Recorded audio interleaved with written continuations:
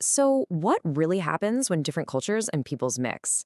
I mean, it's a question that's at the heart of so many debates today. Well, we're going to try to cut through some of that noise by breaking down a single academic paper that attempts to create a framework for understanding it all. The paper kicks things off with this really provocative question. It's basically asking, do our old models for how people integrate still work in the 21st century? This is the central problem the whole analysis is trying to get to the bottom of. All right, so here's our game plan for unpacking this. First, we'll look at the actual framework the paper builds. Then, we're going to explore the three big outcomes it identifies. First, enrichment, then large-scale strain, and finally, something it calls an ideological rupture. And we'll wrap it all up by comparing the results. Okay, before we can even get to the juicy arguments, we have to understand the tools the paper uses. See, to avoid just making vague claims, the author first creates this data-driven toolkit to actually classify and compare different societies across time. The first tool is called the Development/Advancement Index, or DAI. The easiest way to think about this is like a society's hardware. The quality of its institutions, its economy, its government, its education system. A high score here means you've got a really developed, stable country. And the second tool is the Cognitive Distribution Index, or CDI. Now, according to the paper, if the DAI is the hardware, then the CDI is the software. It's a measure of the society's human capital. It looks at the population's median cognitive ability and, this is key, the strength of its high-achieving innovators and thinkers. And here is where it all comes together. When you plot societies on a grid using these two scores, the paper says you get four really distinct profiles. You've got your innovative societies up top, stagnant ones, ones with latent potential, and fragile ones. This simple grid is the engine for the entire analysis that follows. So, with that framework locked in, let's jump into the paper's first big argument. This is the optimistic case, right?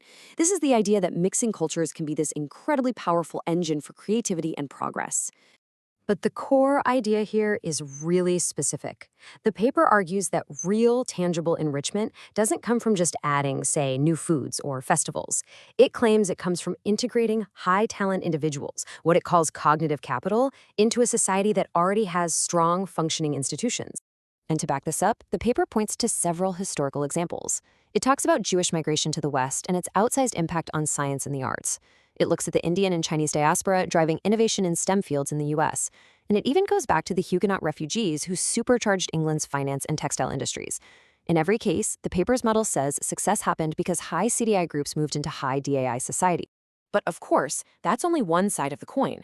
The paper then pivots to its second position, and this one is much more of a cautionary tale. This is all about what happens when the sheer scale and speed of migration is just too much for a society to handle. And here's the crucial point. According to this analysis, destabilization isn't about anyone's intentions. It's a structural problem.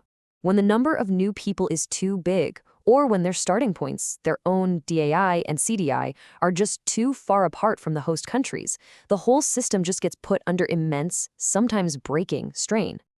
And again, the paper doesn't just theorize, it pulls from history to make its case. It points to the mass migrations just before the fall of the Roman Empire, the refugee crisis that tipped Lebanon into civil war, and more recently the social strains in places like Sweden and Germany in the 2010s. The common thread, the paper argues, is that the host society's ability to integrate was simply overwhelmed by the numbers. All right, now we get to the third and, frankly, most severe category in the paper. The analysis is really clear on this point. This isn't just a worse version of that strain we just talked about. It's presented as a fundamentally different phenomenon altogether. Yeah, the paper's exact words are that this is a fundamentally different category. It makes the case that our standard models of integration, which, assume that everyone will eventually blend in, even if it's tough, those models just completely break down here. Now, to describe this category, the paper reaches back into history and uses a very provocative term. I'm just going to read the quote directly so there's no confusion. For analytical clarity and historical continuity, this paper refers to such populations using the classical civilizational term barbarians. Now, it's absolutely crucial to understand that the paper defines this term not by race or ethnicity, but by a very specific set of behaviors and beliefs. So what are those behaviors? Well, according to the paper, there are 5 key markers. It starts with an open ideological hostility to the host society's core values. That leads to an active, intentional rejection of integration. Then comes the creation of parallel legal systems, like Sharia patrols or courts. The fourth is the use, or at least endorsement, of violence to get what they want. And finally, creating physical enclaves where the host country's laws don't fully apply. This comparison here really shows why the paper says the normal integration playbook fails. See, our models assume that newcomers are generally open to the host's way of life and will eventually join in. But in this third category, the analysis claims you have the complete opposite: unintentional non-integration and the building of rival institutions.